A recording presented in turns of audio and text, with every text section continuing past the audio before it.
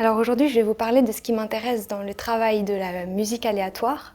C'est que lorsque je regarde une partition de musique contemporaine, je vois plein de signes, de graphismes, de paramètres qui peuvent être indéterminés dans la musique. Et c'est le travail aujourd'hui que je me propose de réaliser, c'est comment, en tant qu'interprète, je peux participer à l'œuvre en restant dans le cadre que le compositeur a mis et à réaliser les paramètres indéterminés. Ok, ouais.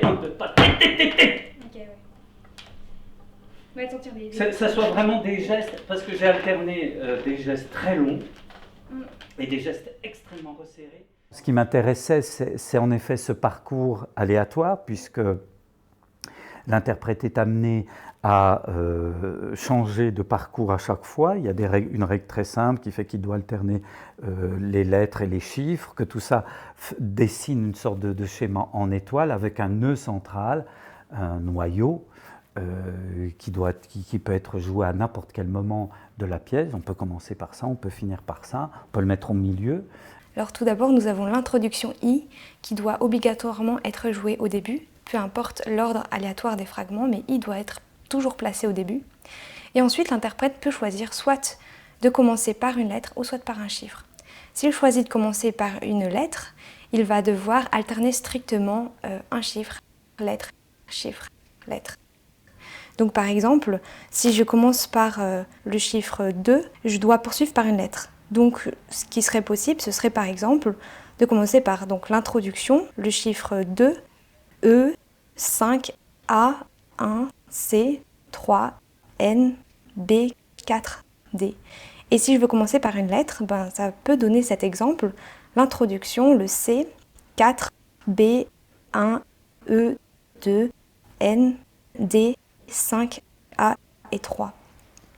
Et on remarque ainsi que peu importe où se place N, il va toujours être à côté aussi d'une lettre.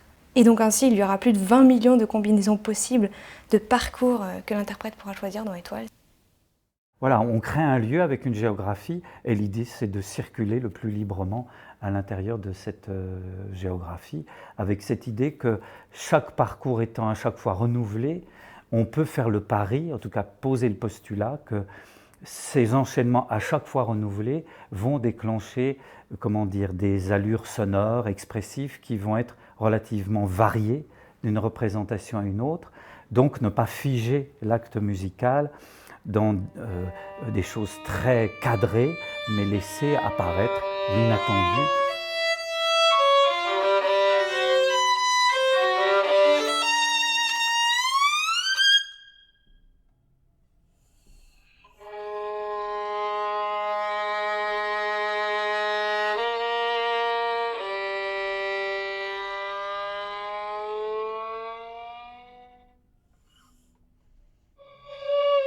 Non, ce qui m'a plutôt intéressé, c'est en effet la nature des gestes instrumentaux qu'on pouvait mettre en mouvement. C'était en effet ces modes de jeu. Et après, l'interrogation des échelles, elle est venue en un second temps.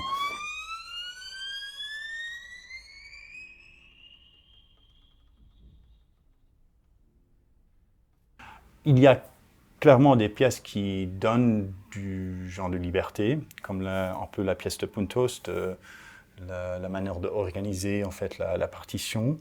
Donc je pense que c'est aussi très important de ne pas interpréter la musique contemporaine que il y a des libertés parce que c'est nouveau, non.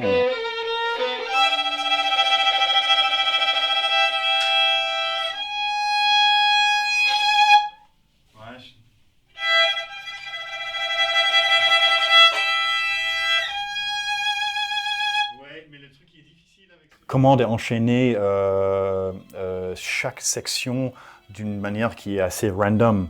Donc le truc, je dirais, en fait, c'est de travailler chaque liaison entre chaque section, de habituer de comment, en fait, sentir la connexion sur chaque, en fait, de prendre numéro 1 et D et numéro 3 et E, par exemple, et de vraiment travailler les liaisons entre chacun, où ça devient vraiment quelque chose instinctif, en fait, quelque chose qui devient naturel.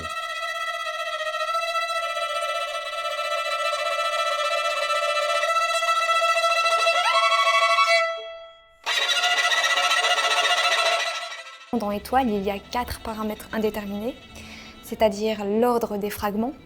Donc dans mon travail, pour justement garder cette notion d'aléatoire, à chaque fois j'ai essayé d'enchaîner la pièce dans différents ordres, d'essayer aussi des possibilités que je n'avais jamais explorées avant, donc de travailler justement cette notion aléatoire qui n'est pas forcément au cœur de l'interprétation des musiques dans la musique classique ou romantique où on suit uniquement une partition de A à Z et on ne se pose pas la question de ce qui va suivre après, on sait exactement quelle nuance, quel tempo, quelle transition va se passer dans ce genre de musique.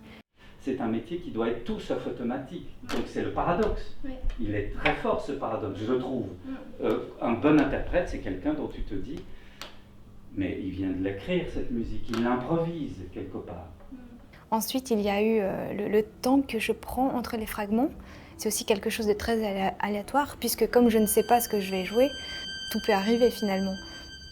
La plus grande difficulté pour un interprète dans ce genre d'œuvre, c'est de créer une unité, un tout avec les 12 fragments qu'il y a dans Étoile par exemple, sans perdre la ligne globale de la pièce, même si à l'intérieur il y a des séquences qui sont bien définies dans la pièce.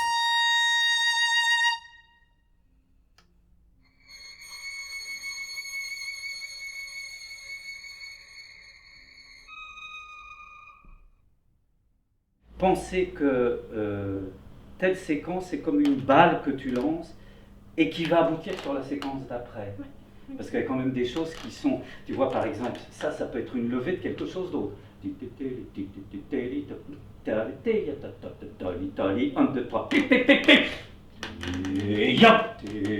Tu vois.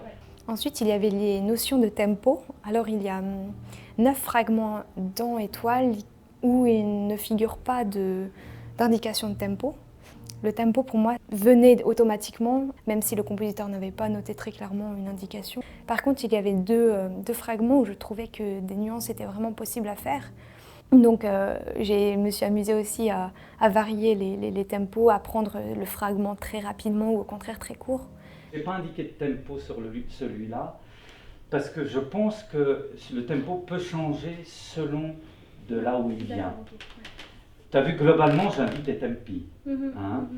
Celui-là, volontairement pas, parce que il me semble que cette fois-ci, il était plus lent que la première fois. Je peux me tromper, mais voilà.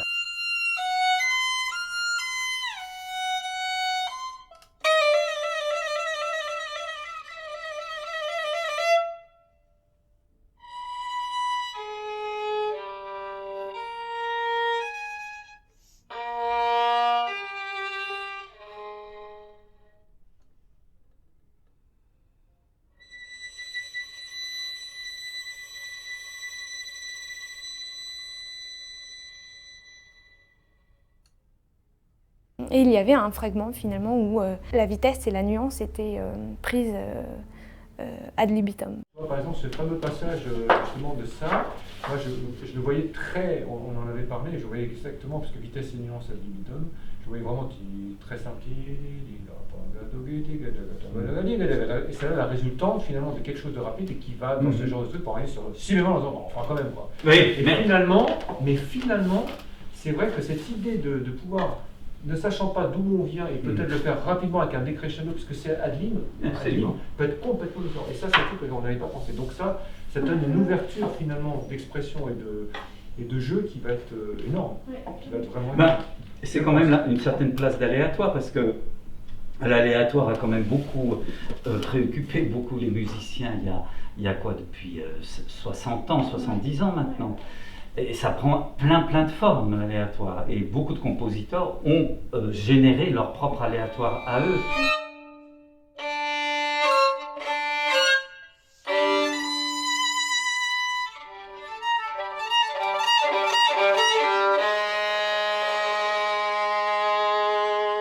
Alors mes choix interprétatifs dans Étoile furent principalement guidés par la pensée du compositeur, c'est-à-dire de ne pas créer justement des automatismes, mais d'être prêt aux aléas du moment, du choix du parcours, de la nuance, du tempo, de la vitesse d'exécution, et d'être réactif finalement à ce qui va se passer sur le moment.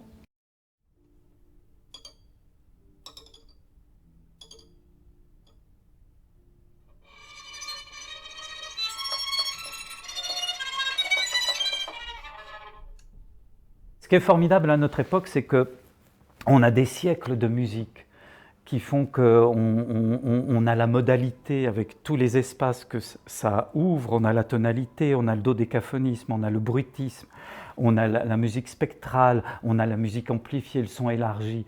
Donc ce qui, moi, me paraît intéressant, c'est d'essayer de faire sortir des choses structurées, cohérentes, mais dans cette diversité-là.